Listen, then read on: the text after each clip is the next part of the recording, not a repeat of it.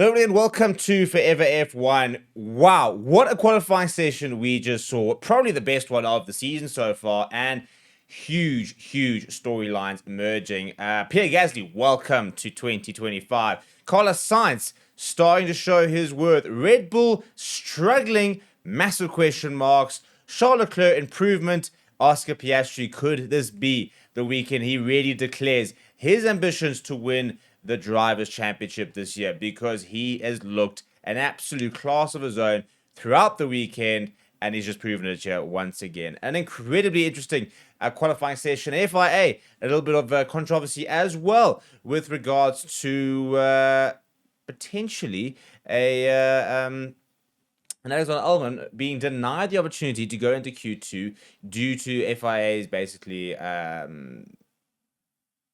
amateur hour niche of it. So let's get into it, shall we? So this is the top 10 for Bahrain. That is your top 10 grid. Oscar Piastri on pole, and did it in style as well. And I'll tell you what, we'll talk a little bit about the different storylines and the likes of that, but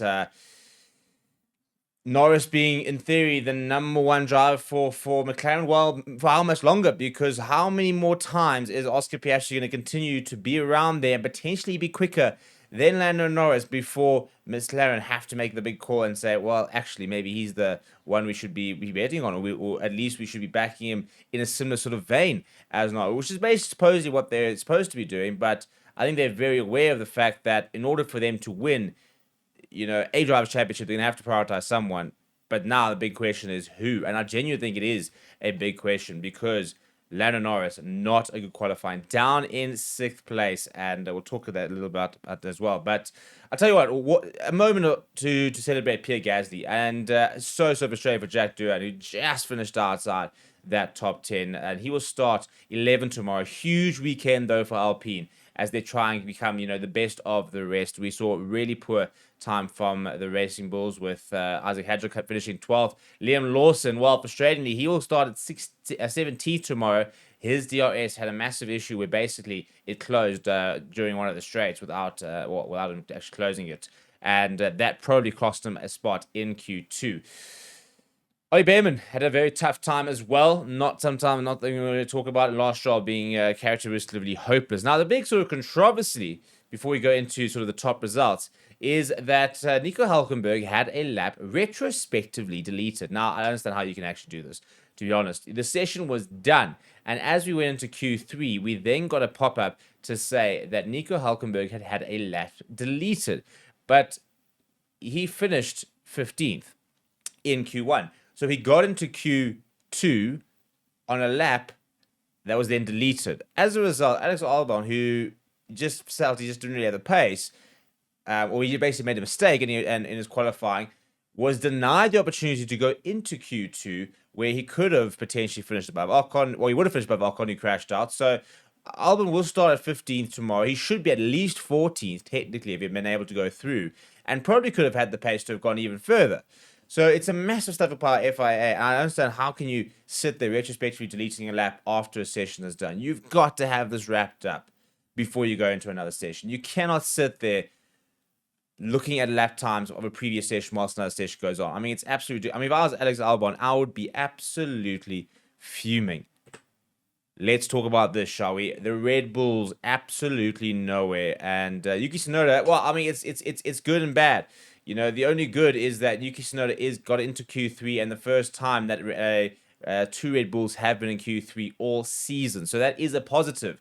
Did finish P10, so not ideal. But the big worry is that even Max Verstappen not having the pace and coming through in P7, not good enough. It's not. I mean, the Red Bull there this weekend have just not looked like it's had the pace. It's not like it's got the control. Massive understeer issues, and both drivers really struggling to control it. So a weekend which we thought was going to be dominated by McLaren is suddenly got 4 different teams in the top 5, and a really good session that for Mercedes. But this is a big worry if you're a Red Bull fan, because I think what we're seeing last week was we saw Max Verstappen masterclass in a car. It should not have gotten him to that kind of result. And now we are seeing really, I think, where this Red Bull is, which is just not fast enough. And this is, we're in the middle of a triple header, so difficult to see them making major gains next week either, which means that there should have been a massive chance for this man to have added onto his World Championship lead, but he's not done that. So he's just got a 1-point lead in the Drivers' Championship, does Lando Norris, and all of a sudden it's not gone well for him at the moment, and he is now missed out an opportunity to really get ahead of Max Verstappen. 1 point separating these two, and they've qualified 6th and 7th. So that'll be a huge battle tomorrow, a few paces back from the front of the grid, where Oscar Piastri is. Oscar Piastri currently sitting on 49 points, so he's reasonably quite far behind them due to that spin out in Australia, but he's come back really strong, and he now starts on pole. I think that tomorrow he'll probably go and clean up and finish first. I don't see really how he doesn't win, to be honest. Huge opportunity missed from Lando Norris, and this is, I think, the big thing that people talk about when it comes to making being a champion. You cannot miss opportunities like this. You cannot miss an opportunity where Max Verstappen qualifies in 7th, your teammate is 1st, and you can only do best is 6th. It's not good enough. This is it's a long season. There's still plenty of time, and maybe Lando Norris does go on to win the championship, but this is a huge opportunity missed, and this kind of situation is when you talk about the best winning championships, they don't buckle in these sort of situations, and he kind of has, unfortunately for him. Carlos Sainz has arrived, hasn't he? Maybe could have been a little bit better, I think, in Q3, but all of a sudden we saw the Williams, first of all, get to a Q3, and Carlos Sainz, even before the weekend, talking about the fact that, you can't judge him after 3 weekends. Well, all of a sudden he's back in and looking a lot better in the Williams. I think that Williams actually got pace. I think Albon even said that you'll see where we can be because of, Sainz will get us there. And Sainz is starting to, I think, look a lot more comfortable in that car, which is really good to see. So hopefully he continues to look comfortable, and tomorrow he can have a really good race and get into the points. But this, for me, is the big conversation.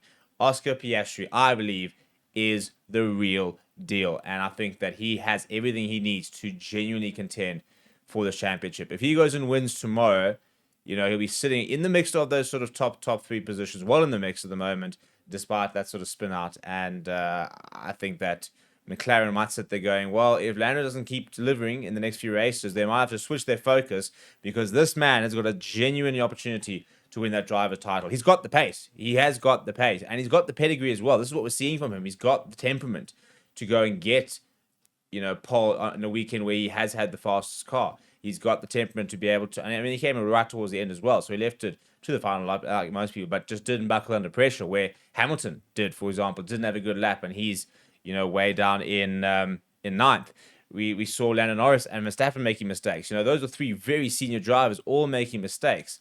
Oscar Piastri was flawless.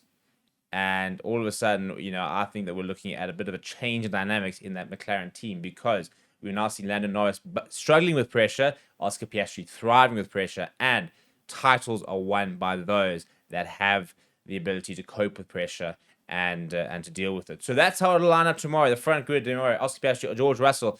A bit of a slight word from Mercedes. Whether they'll be able to genuinely compete with Piastri tomorrow, I don't know, but both of them looking very comfortable. Antonelli starting to look better and better every single weekend, but George Russell, and a little bit of pressure, I think, with Antonelli, being that fast, he took it on the stride and put in a really good opportunity. I think in another day he probably should have deserved and could have gotten pole, but just didn't quite have the pace to outmatch Oscar Piastri. Not much in it, to be perfectly honest, but Piastri in a class of his own throughout the weekend. So that's how it'll all start tomorrow. What are your predictions? Let me know down in the comments below. Smash a like on the video. Subscribe to the channel as well. Thank you very much for watching. My name is Steve, and we'll see you guys tomorrow for coverage of the race.